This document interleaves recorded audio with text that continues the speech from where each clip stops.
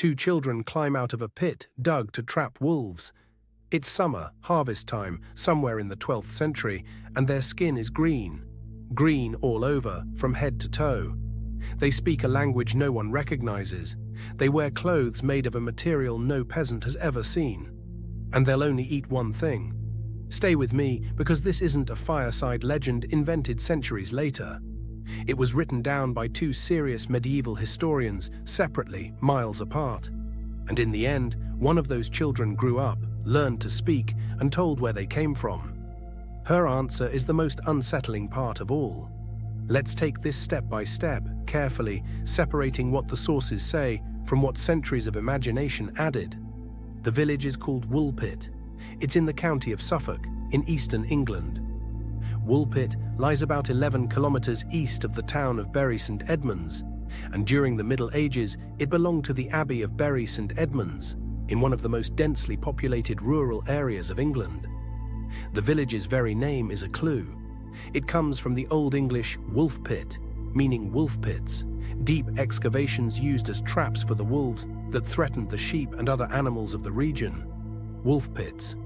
Remember that detail because it's beside one of those holes that everything begins. And who tells the story?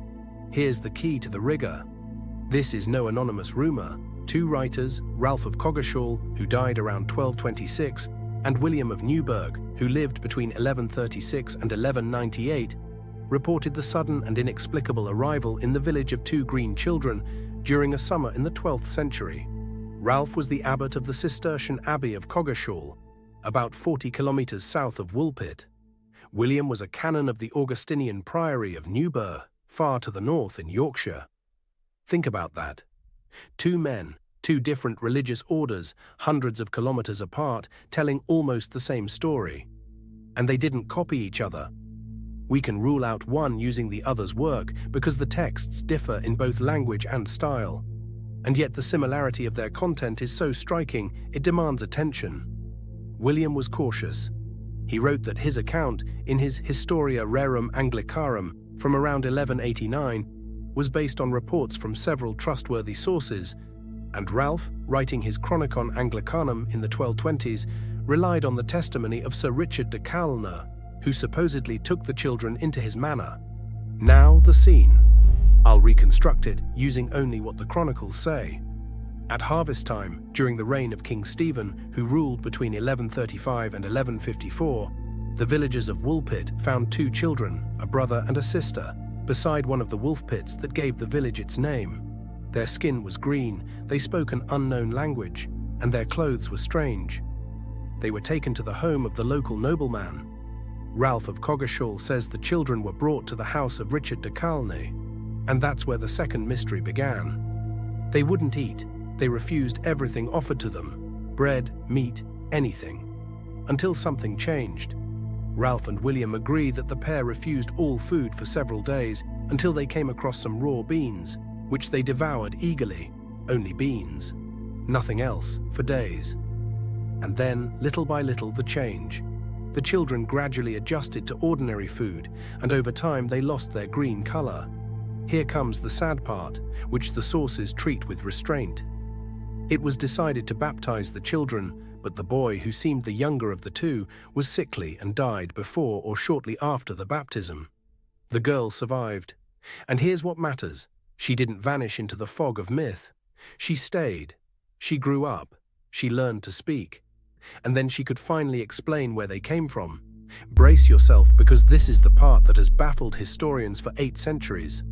After learning to speak English, the girl explained that they came from a land where the sun never shone and the light was like twilight. A land she called, according to the account, the land of St. Martin. The girl described her homeland as the land of St. Martin, a place of shadow with a luminous country visible across a great river. And how did they end up in Woolpit? Here the account grows even stranger. The girl explained that one day, while she and her brother were tending their father's flocks, they heard a loud sound like ringing bells. And as they listened in wonder, they suddenly found themselves at the spot where they were discovered, in Woolpit. The sound of bells, and all at once, in another world. Now let's slow down, because this channel is about facts, not fantasy. What actually happened? Let's start by ruling out the myth. The story has been told for centuries as a fairy tale, and especially in the 20th century, it was dressed up as science fiction. In a 1996 article in Analog magazine, the astronomer Duncan Lunan hypothesized that the children were accidentally transported to Woolpit from their home planet. It's a striking theory, but it's modern speculation, not history. Let's be clear. Now for the explanations that stand on solid ground. First, the green color. One proposal is that the children suffered from chlorosis, now known as hyperchromic anemia. Caused by a very poor diet, it alters the color of red blood cells and can give the skin a greenish tone. In its favor is the fact that the girl regained her normal color after adopting a healthy diet. It fits malnourished children, dull skin, and improvement once they ate well. But let's be honest, other specialists argue that chlorosis never actually turns the skin green, only produces minor pigment changes. So even this isn't certain. Second, the language and the origin. The most cited theory is that they were refugees. Paul Harris suggested in 1998 that the children were Flemish orphans, possibly from a nearby place called Fornham St. Martin. Notice the name, St. Martin. Could the mysterious land of St. Martin simply be a neighboring village the girl half remembered? The idea is that some Flemish children, speaking Dutch, orphaned and terrified after the violence of the age, got lost and turned up in Woolpit, speaking a language no one understood. But here's the problem, and it's a serious one. There was a Flemish invasion of East Anglia in the winter of 1173, but both chronicles agree the children appeared in summer. The dates don't add up. There's no record of any Flemish community in the area. And there's a common sense objection that's often overlooked. Some historians suggested the language could be Flemish. But that's unlikely, because in the 12th century, there were important sea routes between Britain and the continent, so people who spoke that dialect passed through Woolpit and the villagers should have recognized it. If it was a language so common on the route, why did no one understand it? There's the knot. No explanation quite closes. And perhaps dismantling the myth is, in truth, accepting a limit. After all the comparisons, the limits of the medieval record stand firm. No administrative document from the time confirms the children's arrival, and it can't be proven that anyone named outside the account ever dealt with them. That's why one of the great historians to study the subject offers a provocative idea. Perhaps the obsession with finding a real explanation for these marvels is pointless.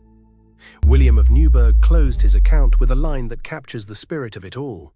He wrote, in essence, that everyone should think what they liked, but that he did not regret setting down a record of so extraordinary an event.